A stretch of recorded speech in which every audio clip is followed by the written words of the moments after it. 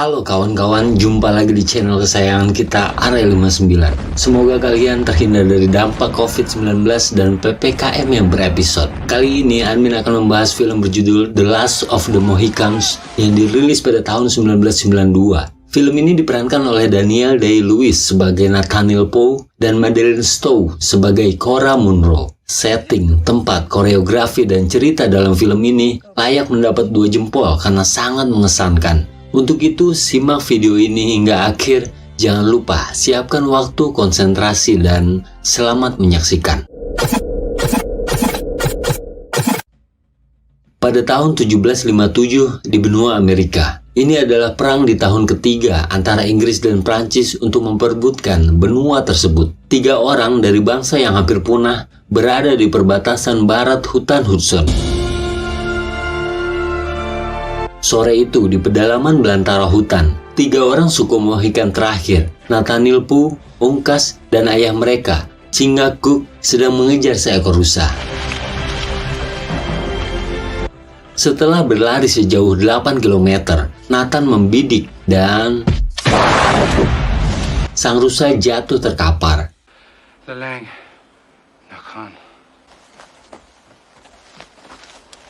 Malam harinya, para Mohikan bertamu ke rumah John Cameron, seorang warga Amerika. Di rumah kayu kecil itu, John tinggal bersama istrinya, Alexandra, dan anak mereka.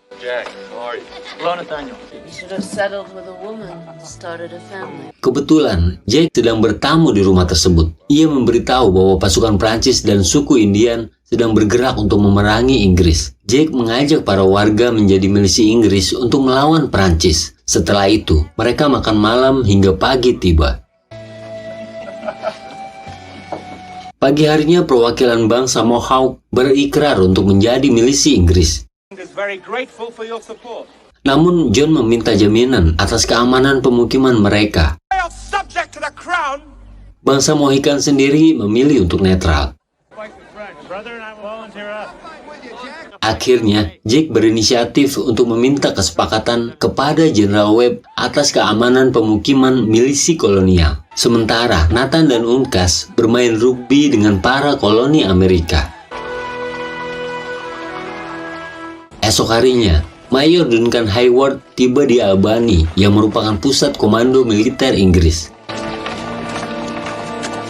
Di dalam kantornya, Jack meminta para milisi dibolehkan pergi jika pemukiman milisi kolonial diserang oleh sekutu Perancis. Jenderal Webb menyetujui hal tersebut. Duncan sendiri ditempatkan di benteng William Henry dengan resimen 35 di bawah komando Kolonel Munro. Sedangkan Jenderal Webb ditempatkan di benteng Edward memimpin resimen 60. Lantas Duncan meminta izin untuk membawa serta Cora dan Alice, putri Kolonel Munro, menuju benteng William. Jenderal Webb menugaskan Magua untuk mengantar mereka. Setelah itu, Duncan segera menemui Cora Munro, wanita yang ia cintai selama ini. Dan ternyata hari itu juga Duncan mengajak Cora untuk menikah. Namun ini jawaban Cora. Duncan tak menyerah dan meminta Cora untuk mempertimbangkan jawabannya tersebut. Tidak lama, Alice datang. Alice merupakan adik dari Cora dan anak bungsu dari Kolonel Munro. Esok harinya, mereka berangkat menuju benteng William, dikawal 18 prajurit dan Magua sebagai penunjuk jalan. Namun belum sampai setengah perjalanan, Alice sudah kelelahan. Duncan meminta Magua untuk beristirahat sejenak. Magua tak menghiraukan permintaan Duncan dan terus berjalan. Di saat yang sama, para Mohikan dalam perjalanan menuju Kentucky. Namun tidak lama mereka menemukan bekas perapian yang belum lama padam. Tidak jauh dari sana, Nathan menemukan beberapa jejak manusia dari atas bebatuan di sungai. Akhirnya, mereka memutuskan untuk mengikuti jejak tersebut. Di sisi lain, tiba-tiba Magua berbalik arah. Lalu ia mengambil tomahawk dan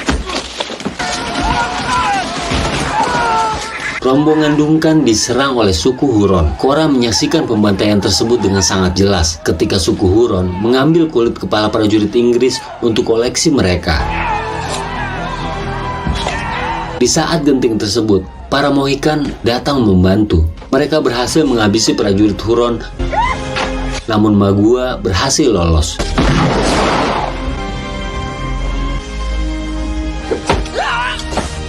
Unkas mengusir kuda mereka untuk menghilangkan jejak. Akhirnya, Nathan bersedia mengantar mereka menuju benteng William Henry. Cora mengambil senapan seorang perwira untuk berjaga-jaga.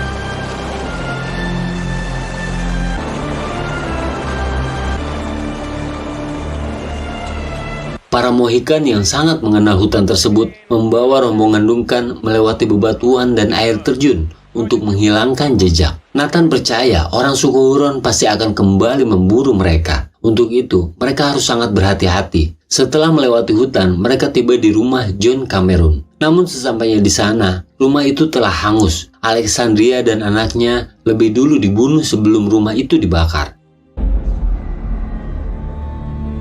Setelah melihat jejak, Chingachgook memberi kesimpulan pelaku pembunuhan adalah suku Ottawa yang merupakan sekutu Prancis. Cora Munro berinisiatif untuk memakamkan korban, namun Nathan melarangnya tanpa memberikan alasan. Ia hanya berkata bahwa korban bukanlah orang asing.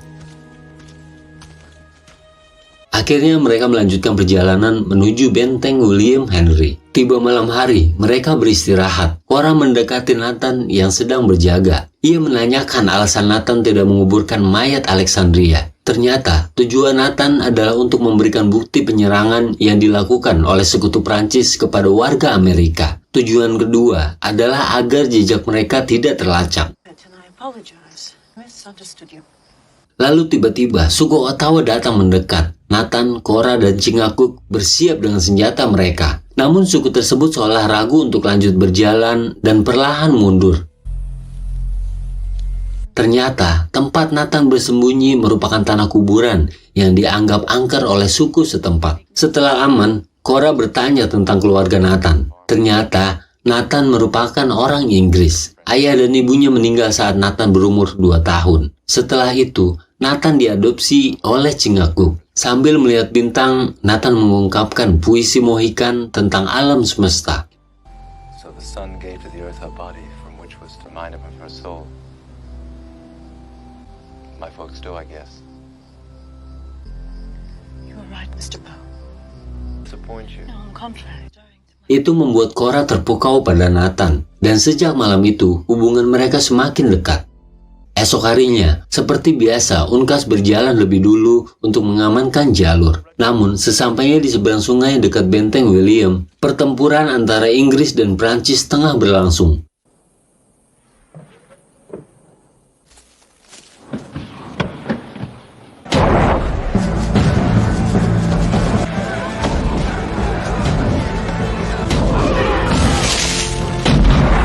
Tentara Prancis membangun parit dan membombardir benteng William dengan meriam mereka. Meski dapat membalas tembakan Prancis, kini pasukan Inggris di benteng William semakin melemah.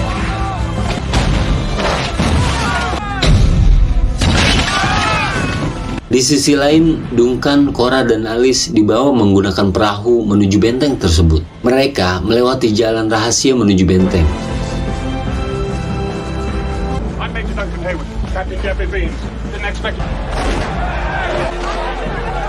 Sesampainya di dalam, Kolonel Munro menyambut mereka. Ternyata,